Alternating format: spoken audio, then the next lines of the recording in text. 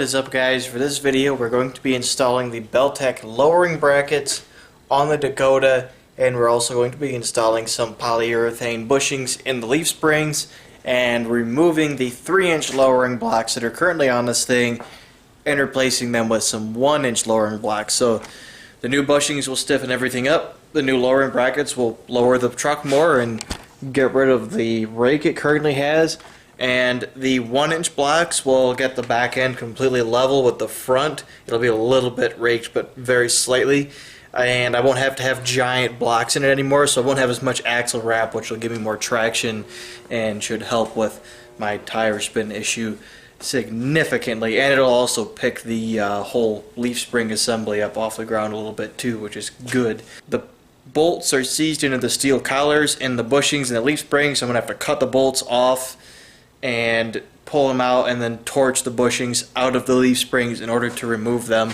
which is why I had to buy the new bushings anyway. I was just going to install these without doing all that just for now, but because the bushings and everything are all seized up, I have to cut them and torch them out anyway. So I'll cut the bolts in the shackles and on the leaf springs and the bushings and pull them all out, and then I think tonight I'm going to go and torch all the bushings out of it. I got a new torch I'll show you guys in a second. So I went and bought a new torch. So I've had this thing, the can, for a while, or the tank for a while, but the tip that was on it was this real crappy little, I don't know, brass thing that came with it. This is one of those kits that you can buy, and this new one, because the old one didn't produce a very nice flame at all, this new one, turn on enough that we got something. Now it's on, and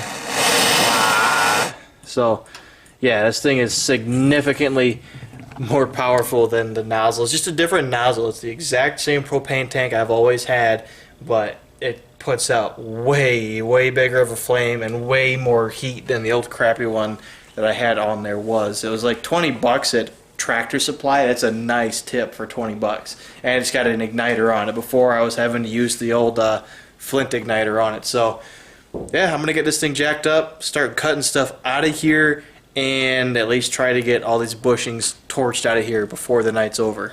Alright, I'm outside torching bushings out, and I just did my first one because I've never done this before, so I wanted to do one off camera.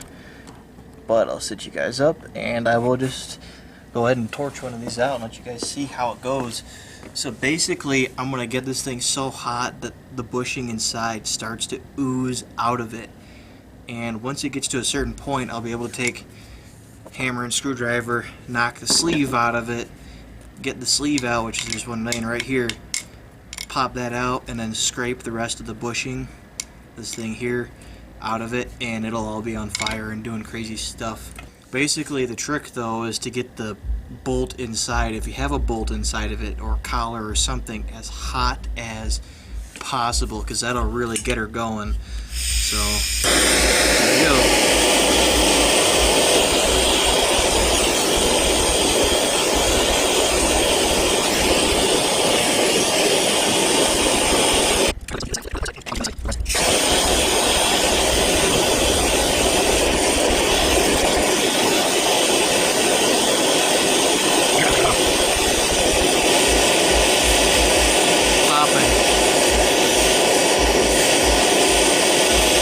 Sparks. It means we're about hot enough.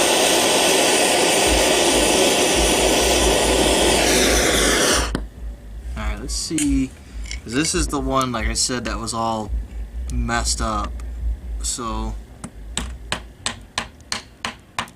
ta-da! And now, collar's out. Ta-da! And I have to scrape whatever's left of the bushing out, and it should come out in one piece. There it is. Now there is still a steel sleeve that goes with those bushings pressed into this leaf spring, and I don't know if the energy suspension bushings need those left in or not, so I'm going to leave them in for now, and tomorrow when my bushings come in I'll just read the instructions and see what they say.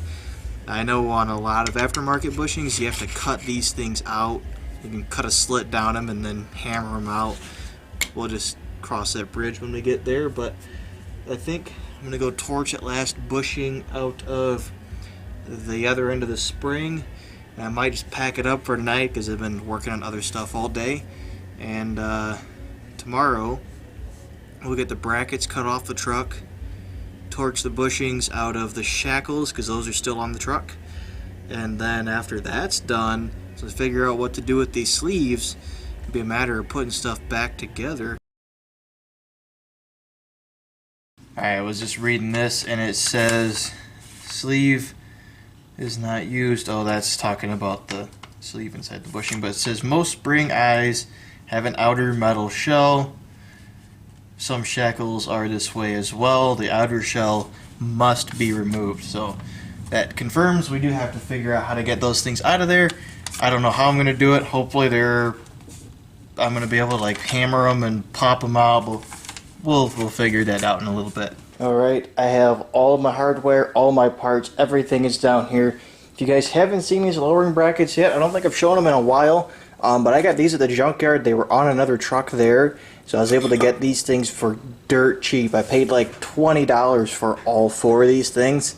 They are Belltech lowering brackets. They will basically raise the springs 4 inches up higher into the frame, essentially, which will lower the truck 4 inches. And yeah, so I got these here. I was going to use some different U-bolts, but these, the threads are all messed up on the very ends of them, so I'm just going to use these same ones because I can cut the end of the thread off because I'm going from 3-inch blocks to 1-inch blocks, so I'll just cut the bad thread off the ends and reuse the rest of these U-bolts because I'm going to end up probably cutting about that much off anyway. So U-bolts, I got all the bolts to bolt the brackets to the truck. I got the bolts in here for the collars and the bushings. There's the blocks. There's little plates that go to the leaf springs.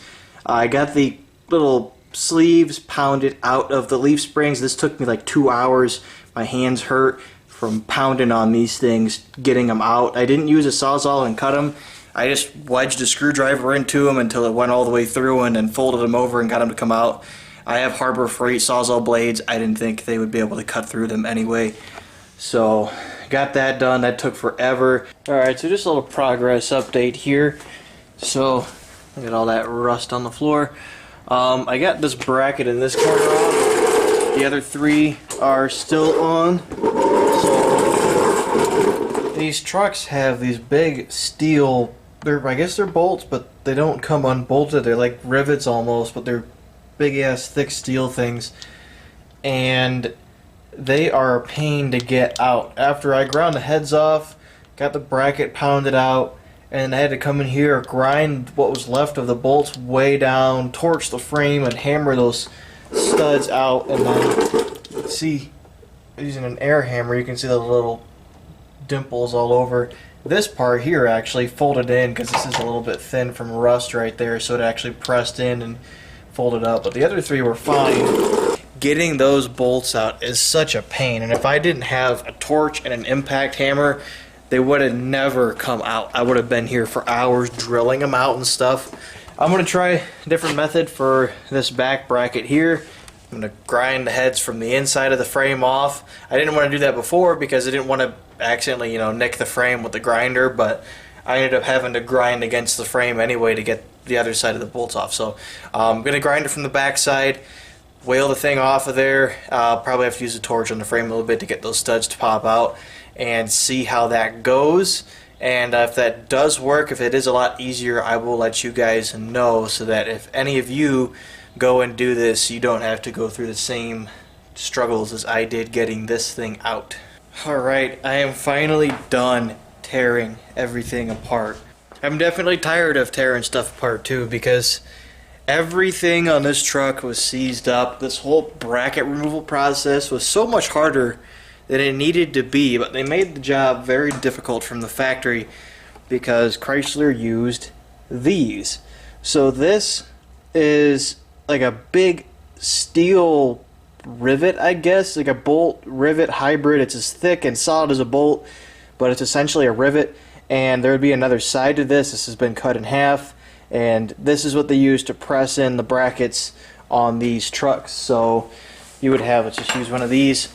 This is the back side. It's got this kind of like, I don't know, kind of a texture to it. So this would go on the back side of the frame, and then you would have another, the other side of it would stick out the other side of the bracket. So to remove the brackets for the leaf springs on these trucks, you have to grind the heads down on the outside, hammer the bracket off, and then grind the head down on this thing, and then hammer it back out of the frame.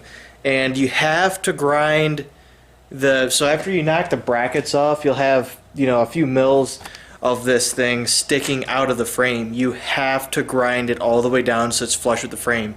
Otherwise, when you're trying to whether you're hammering it out or you're using an air hammer like what I've got, you're going to mushroom the crap out of the end of this thing, and it is not going to come out. You have to grind them flat with the frame, so when you're air hammering it or hitting it with a hammer, whatever you're doing, you don't mushroom it, because otherwise it will just not come out. You're going to end up banging up the frame, and you're basically just wasting your energy and effort on it. So if you want something that'll make your life a lot easier as you're doing this, because you won't do as much damage to the frame as you would if you were using a regular hammer, one of these things, it's basically a giant air-powered vibrator. It has a couple blasts and they come out. So you could definitely tell I'm working on an old Dodge, because there's literally, I mean, there's like a whole truck's worth of rust and dirt crap down here. So I'm going to try and sweep that up, and then I'm going to get all the bushings put into the leaf springs, put into the shackles. I'm going to get the shackles and the brackets and stuff all bolted to the leaf springs loosely. And I have to cut the U-bolts. I talked about that earlier. I'm exhausted, but hopefully, you know, knock on rusty junk truck, hopefully the rest of this goes by a lot smoother. Well guys, everything on the leaf springs is put together. It's all loose. I'll have to go in and finish tightening the bolts this way on all 6 of these once they are in the truck, but I have to have them assembled before it goes in, because otherwise, I think these I would be able to slide the bolts in, but the front ones I would not be able to. It's completely blocked, and there is a hole in the frame for the holes to go through, but because these are lowering brackets, everything sits in the wrong spot. It doesn't work that way. So yeah, this is all assembled. I've got the that white grease on the outsides of the bushings and on the bolts. Yeah, this thing took like 2 days to take apart, and it's gonna take probably 2 hours to put back together, which sucks, but that's how things go sometimes. I mean, bushings are always a pain in the butt to take apart, and on top of that, installing the lowering kit with it, and it being a nearly 30-year-old pickup truck from Ohio that sat in a yard for 4 or 5 years before I got it.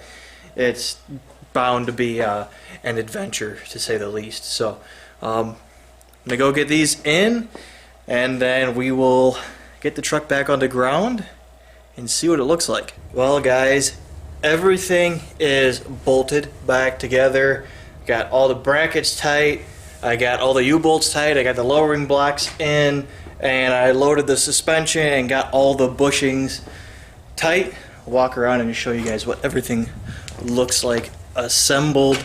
And I think I was right about taking it took about 3 hours to put this thing together, and it took me a total of probably 12 or 14 hours to disassemble, maybe more, I'm not really sure. I started yesterday and I'm finishing it tonight, and most of tonight was putting it together. So we'll get on the creeper and we'll so there's the bracket, there's my ugly red paint that nobody will be able to see anyway. There's pretty red bushings, everything's all snugged up here.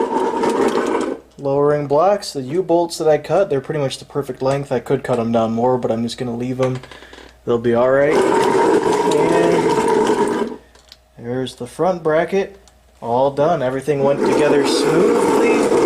No surprises. That top bolt up there is a little bit tricky to get to, but I have a real stubby crescent wrench I use to get up there and tighten that bolt up to hold it still so I could tighten the nut on it.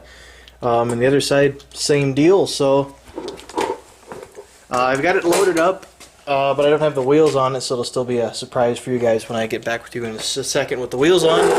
And Yeah, I mean, hopefully this ends up being worth it. It's definitely going to stiffen up the back end. Those old bushings were toast, and it had those giant blocks on it, which were definitely contributing to my traction issues. So I'm going to go clean some of the corrosion off the inside of the wheels and the drums. I had a vibration last time I drove it, and I don't know if it was the back. It felt like it was the back end doing it, so there's either some corrosion on something, or I didn't have something bolted right. I don't know. Or it was from the bushings just being sloppy. But either way, I'm going to clean them up, put the wheels back on, set it on the ground, and I'll give you guys a look at what it looks like sitting low and level with the new height. Well guys, it is all finished up. Truck is on the ground, and I am very happy with how this thing looks. So here in the garage and on camera, I don't think it does it any justice, but having this thing sitting this level has changed the whole, like, it looked broken with the front super low and the back super high, and this just looks so good. The little bit of tuck in the front, and then the back, once I have some fenders that aren't rotted out, it's going to be sitting, tires going to be sitting about half an inch under, which is kind of where I want to be, because I plan on putting some wider tires in the back, and I want to be able to clear wider tires. So walk around the back here. The very tail end of it is where the height difference is like the most crazy, because this roll pan is not far from the ground anymore. I mean, before this thing was like up here, because this thing's sitting 2 inches from the axle to the frame lower, but it's sitting probably 3 inches lower on the very back end of it, because, you know, it's kind of, you know, the more you go down in the front, that amount is increased the further back you go. Man, I don't think the camera is going to do it justice here, but this looks perfect. Yeah, it looks great. The back end, just doing a little bounce test in here, the back end feels a little bit tighter than it did before. I won't know until I get it out on the road, really, but it definitely, oh yeah, and that could also be the height difference, but it's definitely not as sloppy back here as it was before. Those old bushings were so tired and so worn out. Even without having a sway bar on the back, it's going to be tightened up a lot more just having those new bushings on it and everything. That's it. That's the Dakota, fully lowered, front and back. Probably, I mean, I guess it's about a 5.5. The back end is about 1.5 inches higher than the front, like rake-wise, which is pretty much perfect, I think, for this thing. It's just enough rake that you can tell it's raked, but it doesn't like throw you off the amount. Like before, when I'd pull this thing into the garage, I could see how raked I was just by looking out my window and looking at the angle of the door sill compared to the shelves on the wall. It was pretty stupid, but now I think this is perfect. So that's going to be it for this video. I am glad this is over with. I am covered in steel dust. You can probably see it all over my face. I've been laying on my back on the concrete all day, but it was worth it. So that's going to be it. Thank you guys very much for watching, and I will see you all later.